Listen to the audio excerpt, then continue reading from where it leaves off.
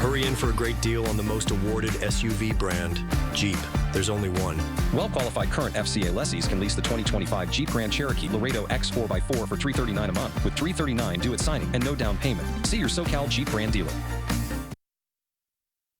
CBS LA at 6 starts with breaking news. SkyCal over downtown LA tonight as we're learning 6 people were injured in a reported stabbing. That's according to the LA Fire Department. It happened in the 500 block of West 7th Street. According to first responders, the victims were found in 2 locations. We understand one person has been taken to a hospital for treatment while 5 others are getting checked out at the scene. But take a look at that. You can see investigators there on the sidewalk, and you see a ton of LAFD on the roadway there. In fact, fire is where we're getting most of our information right now, trying to get more confirmation from LAPD on what exactly is going on. Our assignment desk has reached out to LAPD. Once we get those details, we will bring it to you. Well, good evening, everyone. I'm Leslie Marin. And I'm Gio Insignares. Tonight, the Trump administration confirms ICE officers will deploy to U.S. airports tomorrow to help out with security. It comes as TSA agents work without paychecks, many of them calling in sick or even quitting during this partial government shutdown. CBS LA's Lauren Posen is at LAX with the wait times there and what this ICE deployment is going to look like. Lauren? Well, no issues here at LAX, at least right now. Take a look over here. You can see there's barely any lines, but this is not the case at airports nationwide.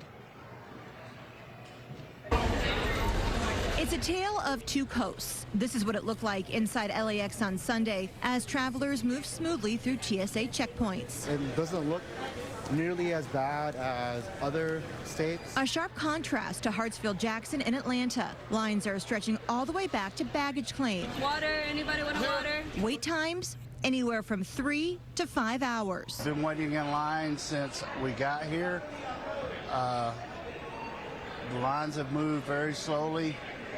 The flight I was supposed to make was canceled. The president is sending in help in the form of ICE agents starting tomorrow at airports. Plans are still being worked out, but Border Czar Tom Homan says the focus is on security, not immigration enforcement. Wherever we can provide extra security.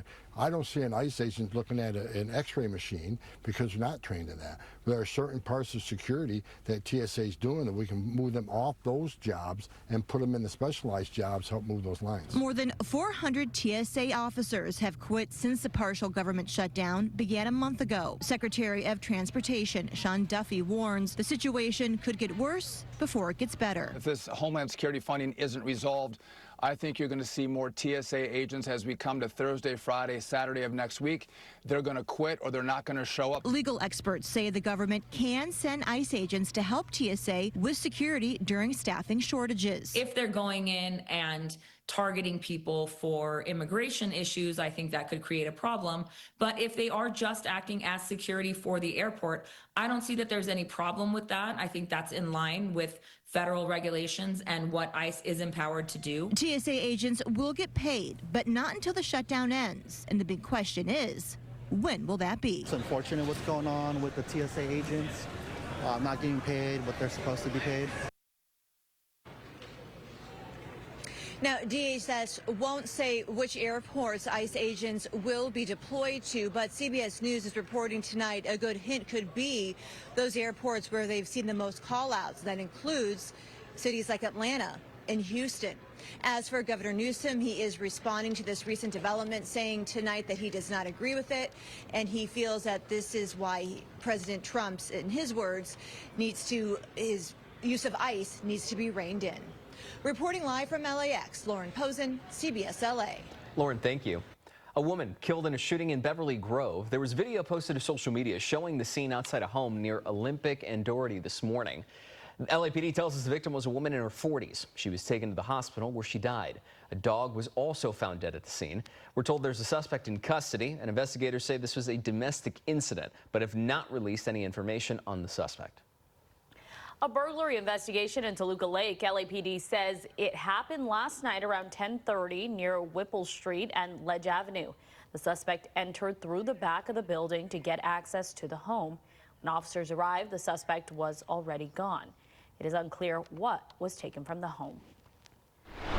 Okay, well, a weather roller coaster from triple digits last week to cooler and partly cloudy this weekend. Meteorologist Alex Bisson joining us now with a return to warmer temps as we settle into that beginning of spring there, Alex.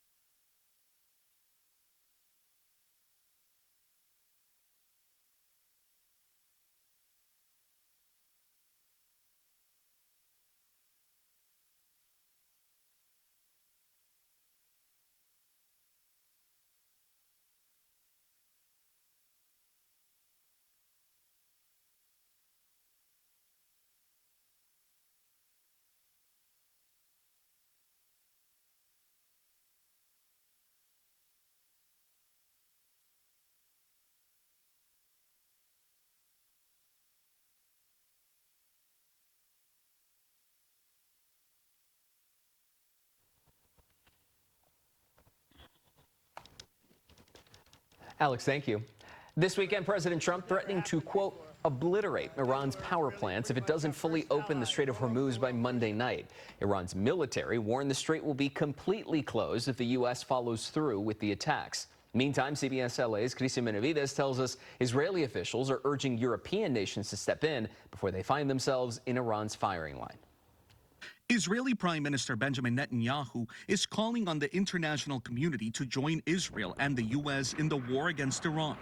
In the last 48 hours, Iran targeted a civilian area. They're doing that as a mass murder weapon. This comes as Israeli defense officials say Iran's attempted strike on Friday of Diego Garcia, a joint U.S.-British military base in the Indian Ocean, means Iran could use ballistic missiles to target European cities. And yesterday we learned the range of the ballistic missile can cover entire Europe. This threat is not a threat only in Israel. As the Strait of Hormuz, a key shipping lane for 20% of the world's oil, remains closed, President Trump issued a warning over the weekend that the U.S. will destroy Iran's power plants if the waterway is not reopened. On Sunday's Face the Nation, the Secretary General of NATO indicated a growing number of nations are now raising their hands to help the U.S. reopen the strait. Since Thursday, 22 countries, most of them NATO, but also Japan, Korea, Australia, New Zealand, Bahrain, the UAE, have come together to basically answer three questions. What do we need?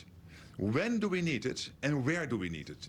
A new CBS News poll indicates a growing number of Americans are becoming concerned about the war and its impacts. The poll found 60% of those surveyed disapprove of the war. 66% called the conflict a war of choice. And when it comes to gas prices, 90% of those surveyed said the conflict will make oil and gas prices climb higher in the short term.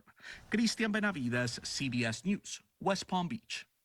A new poll shows LA City Council member Nithya Raman gaining ground in the race for LA mayor. Numbers from the LA Times and UC Berkeley show incumbent mayor Karen Bass polling at 25%. Raman is next with 17% of potential voters. Reality TV star Spencer Pratt coming in third with 14%. Leftist Ray Huang and tech entrepreneur Adam Miller polling at 8% and 6% respectively. About a quarter of voters say they are still undecided. Now, even though the poll shows Mayor Bass in the lead, a majority of those polled, or 56%, said they had an unfavorable view of the mayor.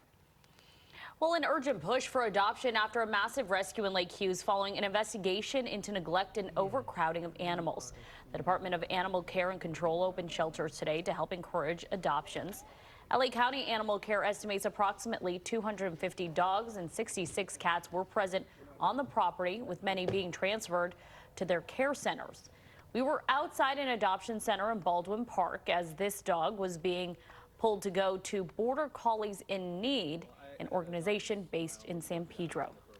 If you're an owner or founder of a rescue like that, sometimes you feel like you have to take it all on yourself, and unfortunately, that situation happened, and it seemed like it might have snowballed out of the person's control. I think maybe the intentions were good, but obviously the situation is a sad one for the animals involved. Well, all 7 of LA County care centers are supporting animals taken in the Lake Hughes rescue. They say creating space is critical so that they can continue to provide care for animals coming into the system. Still ahead for you at 6, construction causing traffic trouble on one of our busiest freeways. Yeah, plus hundreds rescued in